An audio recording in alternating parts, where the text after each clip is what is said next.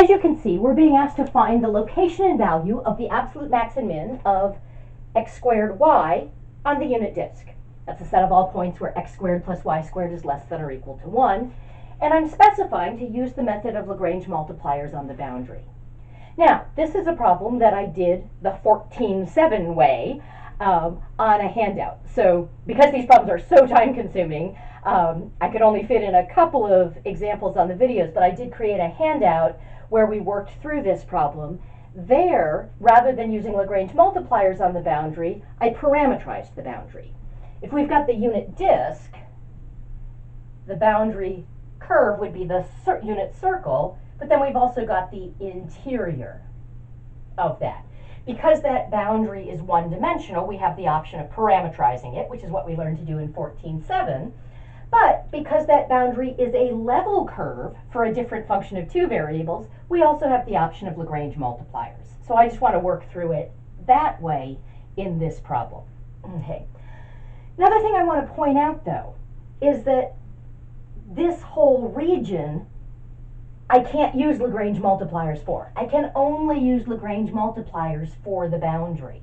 So I'm combining some of what we did in the last section with saying, hey, this is a continuous function. That's a region that's closed and bounded, guaranteed to be an absolute max and min. I'm going to list the possible locations and then evaluate my function there. My possible locations will include critical points and boundary points. Now, you won't see a whole lot of problems like this in the text. The text tends to just have you working on the constraint curve or surface. I like to kind of combine it with what we learned in 14-7. I can use the method of Lagrange multipliers, but only for the equality part of this inequality that describes the region. There could be critical points on the interior, and that could be the location of my max or min, so I need to check those as well. If my constraint was the unit circle, I wouldn't have to check critical points separately, because the method of Lagrange multipliers ensures that I will check any critical points that happen to be on the boundary curve, but it doesn't have me checking points that aren't on that curve. Okay, so let's go ahead and find our critical points. So we're going to be looking at the gradient of f equaling f sub x, f sub y. Looks like that's going to be 2xy, comma, x squared. Okay. So that is always defined.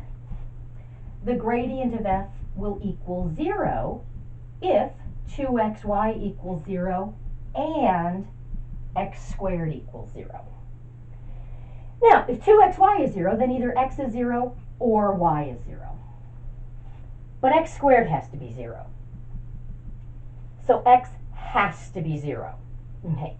Now, y can also be 0, that's fine, but I have to have for sure that x is 0, which means these are all my critical points. Notice it does include the origin, 0, 0, but anywhere in the unit disk where x is 0, I've got a critical point. So that's infinitely many critical points would be points of the form 0, comma, y, where y is between -1 and 1. The restriction on y just comes from the fact that it has to be inside of this disk. If I didn't have that constraint, then y could be anything I wanted it to be. Okay, now at all of those points, my function is going to evaluate to 0. That's kind of nice. Even though I've got infinitely many points, I can evaluate all of them because they all evaluate to exactly the same thing. Okay. All right, so now I want to take a look at the method of Lagrange multipliers for the boundary. So just recognize that if you've got something that's defined by an equation, you can view that as a level curve, or for a function of three variables, a level surface. If there's an inequality, you've got to consider the shaded stuff on the appropriate side of the boundary as well, so you have this additional step of checking critical points. Okay, so let's see. The gradient of g, so my g of xy is x squared plus y squared. So my constraint curve is x squared plus y squared equals 1. Okay. And so we'll call that g of xy. The gradient of g is then 2x, 2y. Now, that is 0 at a point, but the only place where that's 0 is at the origin. I don't care, because the origin is not on the circle. The method of Lagrange multipliers only applies to that level curve, so I can say this is not equal to 0 on the curve. So, the method of Lagrange multipliers will apply.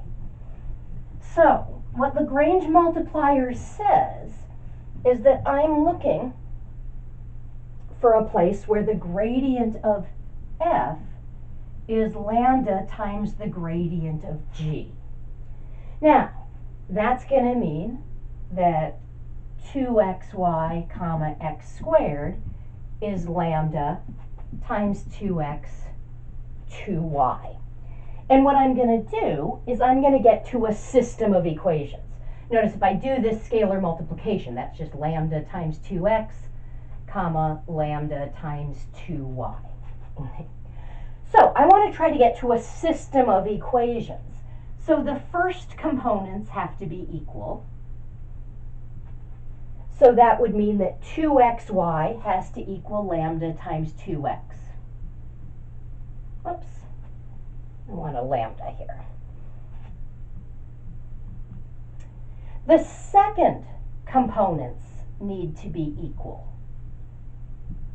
So that would mean that x squared has to equal lambda times 2y. Now, at this point, I've got two equations, but I actually have three unknowns, because I've got x and y, those are the coordinates of my point, and I've got lambda. That's some number where the gradient of f is that multiple of the gradient of g. And it has to be the same lambda in both equations. Okay. So if I've got three unknowns, it seems reasonable that I would need three equations. And I do have a third one because I've got the constraint equation. I only care about points that are actually on this curve. Okay. So you should always end up with, for a function of two variables, you'll have three equations and three unknowns, x, y, and lambda. When we do an example with a function of three variables, you will have four equations in four unknowns, x, y, z, and lambda. And they always come from setting the components of the gradients equal to each other.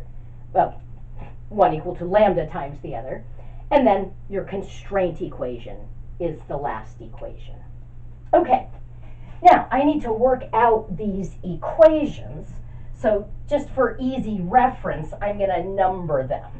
I'm going to call this equation 1, equation 2, and equation 3. In working with a system of equations, I kind of want to have a strategy, because this isn't a nice linear system of equations. Here's my general strategy. These first two equations involve a lambda. So if I could solve for lambda, that would be really cool, because then I could say the lambda I get from equation 1 is the same as the lambda I get from equation 2. That should give me some relationship between x and y. Figure out that relationship, plug it into the constraint, and hopefully I'm able to find a solution to my equation. Okay, so that's my overall goal. So if I look at equation 1 and I say, okay, 2xy equals lambda times 2x, I might be very tempted, if I want to solve for lambda, to divide by 2x. Hopefully at this point you are feeling some caution. I've talked many times about the fact that we don't like to divide by variables in case those variables happen to be 0. I do not know that x is not 0. X could be 0. If I look at the unit disk, there are infinitely many points in the unit disk where x is 0. Those might be the points I'm looking for. So I cannot just divide by 2x. So what I'm going to do is I'm going to say, okay, that's what I want to do. I want to solve for lambda, But I'm going to be a pessimist. I'm going to say, what could go wrong? I want to solve for lambda. What would keep me from solving for lambda? If x was 0, that would be a problem. That is case 1. Case 1, x is 0. I'm going to take a look at that case and see if there are any solutions to this equation that correspond to that case. And here's essentially what I'm looking for. I want to go until I've looked at all 3 equations and found a solution, which means I've found a point x, y, and I've shown that I don't really care what lambda is, but I've shown that there is a lambda that can make all the equations true. Or I want to go until I prove that there is no solution. If I reach a contradiction, that's okay. Or, this is kind of special because I've already looked at critical points. If I determine that anything I would get from case 1 is already on my list, I don't need to go through case 1. If x is 0, it's a critical point, it's already on my list. So there may very well be x values of this form that satisfy all of these equations, but if there are, I'm going to check them anyway because they're already on my list. So if x is 0, we've got a critical point, it's already on the list. I don't need to check. Now, if I hadn't already checked my critical points, I'd have to work through this system of equations. Okay, so that's what could go wrong with equation 1. Equation 2 also has a lambda in it. I'd also like to solve for lambda. What could go wrong here? Y could be 0. So that's my case 2. So I want to take a look. Are there any solutions to this system of equations where y is equal to 0? Okay. And so I'm going to just go through the system of equations. Now, and again, keeping in mind that I either have to go through all 3 of them and find a solution to all 3, or I have to reach a contradiction, or I have to establish that I'm not going to get anything new. Okay, so I usually will start with whatever equation gave me the problem. I'm going to start with equation 2. So equation 2, if y is 0, becomes x squared equals 0, because lambda times 2 times 0 would be 0. So that would mean x equals 0. And at this point, I have 2 reasons that I could stop. I could say, hey, that's case 1, already looked at. If I didn't notice that, I'm just going to show you the other thing I could do, just because it's useful to see this, I think. If I moved on to equation 3, I would get, now x is 0 and y is 0, so I would get 0 squared plus 0 squared equals 1, and I would look at that and I would say, no, that's not true. This is a fun symbol to draw. That's my symbol for a contradiction, those arrows that are bumping up against each other. That says we've reached a contradiction. There will be no solution. So I can stop. Excellent. Okay, so now I'm ready to take a look at case 3. I looked at what could go wrong here. I looked at what could go wrong here. Now I can say, what if nothing goes wrong?